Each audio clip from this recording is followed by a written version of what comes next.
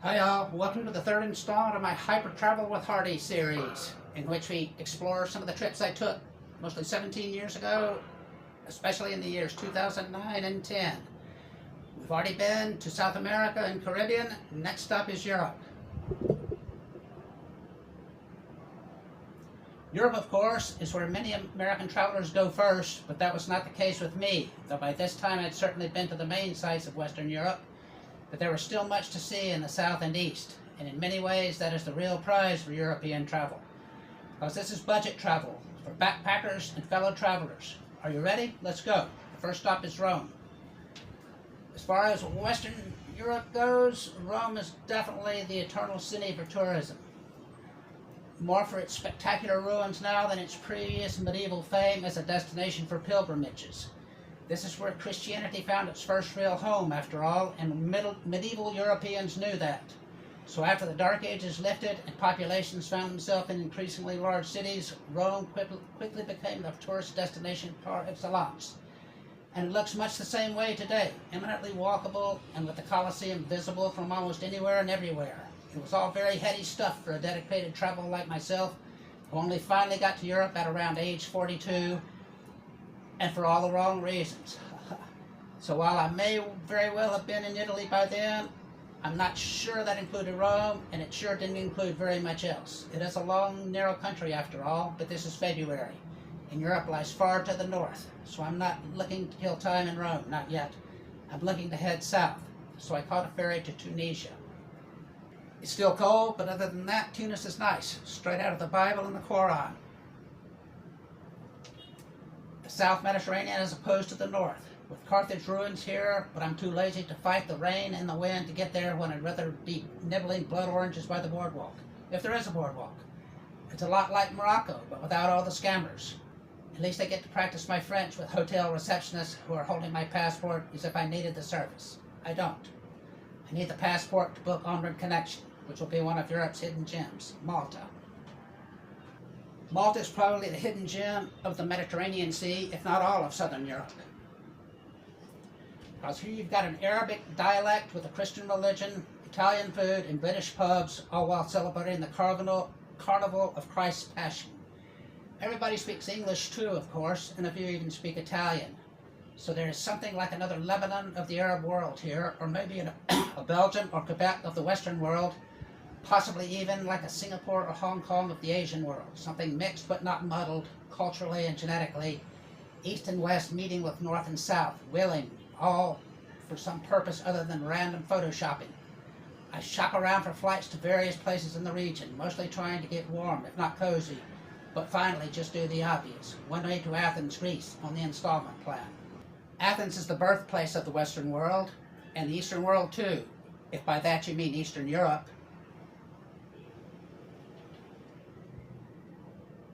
Fast forward to the future, and Athens is a modern nitty-gritty city with not half the charm of a Paris or a Rome or even a London, but with tons of street cred that go back millennia. There's not much of that past left besides that Parthenon up on the hill, but that's plenty.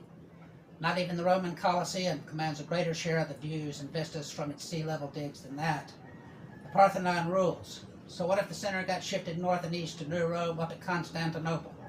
They spoke Greek. Just like many a Jew and many a Persian, the locals spoke Greek for much of the hinterland stretching as far away as India and including much of Central Asia, thanks to Alexander the Great, who reached the Indus River at around 330 BC, give or take a year or two. Like the Chinese, the Greeks kept good records. So when Constantinople was finally overrun by the Turks in the year 1453, the refugees in Rome would have much to reveal about that long history. But the modern Athens with its Demotic Greek language still has good food and reasonable rates and plenty of hostels with good Wi-Fi. That's one of the benefits of being a tourist destination for Western backpackers. And the islands must be a true delight, but that will have to wait for another time or another life, because it's winter and I still got much travel to do. So I can content myself with the minor pleasures of modern Athens, mostly just walking around and getting to know the city. That's my kind of travel. Next stop, Albania. Tirana, Albania is just a hop, skip, and jump up from Athens, literally, by bus. up the coast and over the mountains, from the relatively modern world of Greece to the relatively backwards world of Albania.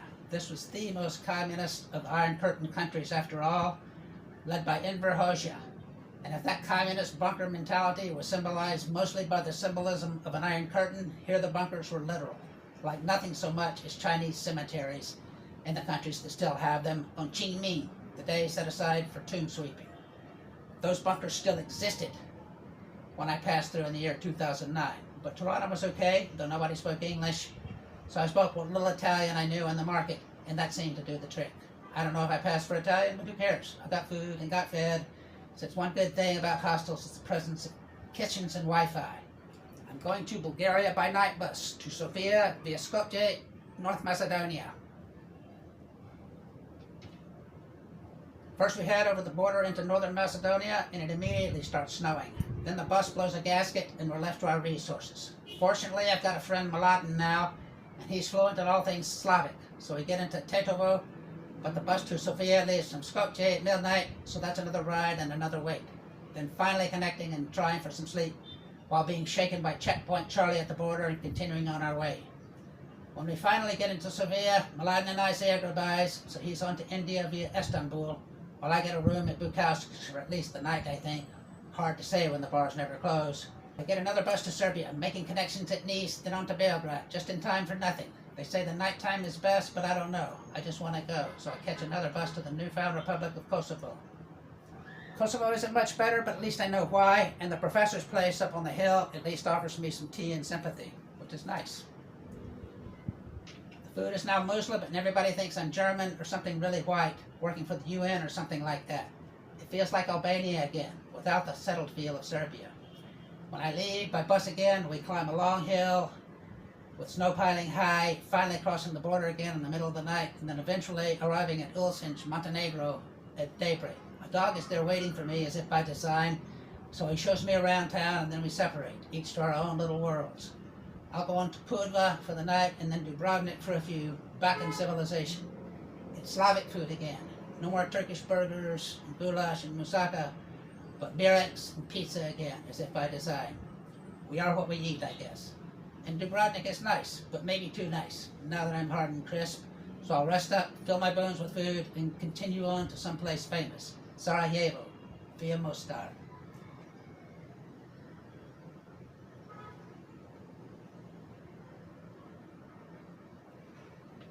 Mostar is pretty chill, so that's pretty cool, and I'm feeling like it's home again.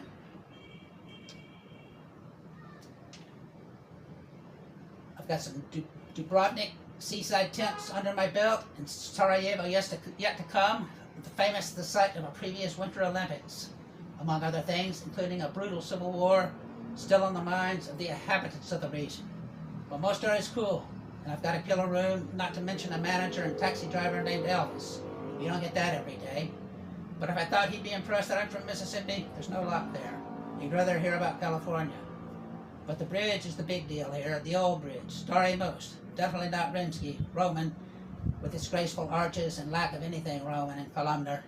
This is an Islamic fantasy world, Turkish style, which largely defines the Bosnia and Herzegovina landscape. The third leg to the Serb-Croat Bosnia identity, unequal parts Eastern Orthodox, Roman Catholic, and Turkish Islamic, all vying for supremacy in a former Yugoslavia gone haywire. Serbs claiming the biggest piece of the pie. I wonder why. But it's pretty cool for a few days, warm. And from there it's on up the hill to the larger and more famous Sarajevo. It's cold here in Sarajevo. So, any ruminations as to how it became the site of the 1984 Winter Olympics and 1992 war with Serbia must be put on hold.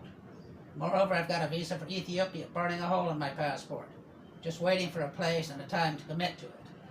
I did that before I left LA, so that's next, regardless of what comes first. But this is a big city, so that's warmer by definition. It has a well-defined Turkish quarter also, aka tourist quarter, which I might migrate to if the internet stays down on the outskirts of town.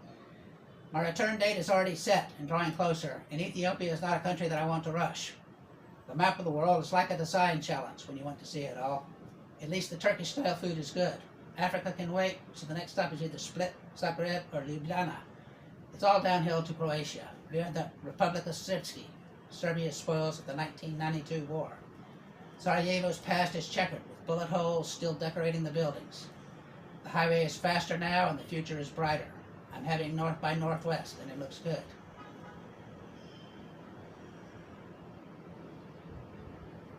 It feels like I'm back in Europe now, the Europe I know, Christian and Western, not Eastern and Orthodox, or Islamic and Turkish.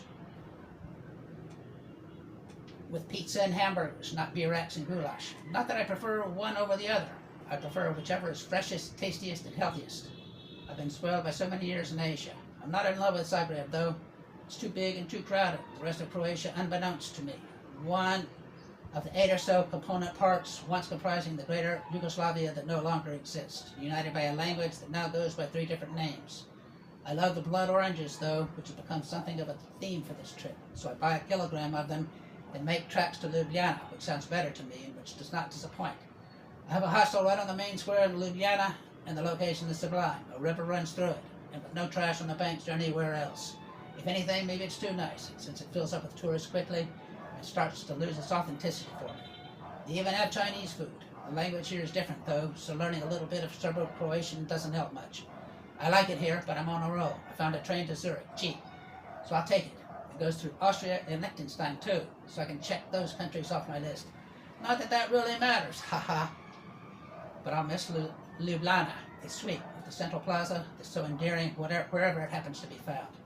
Because Austria and Liechtenstein are nothing more than a train ride to me, and at night at that, a rough spot in the road and a stop on the tracks, and not much else. The city is expensive, too. Zurich, the poster boy of European wealth and class, long before the modern wars and the Muslim heartlands would send new waves of immigrants across old borders opened by social media.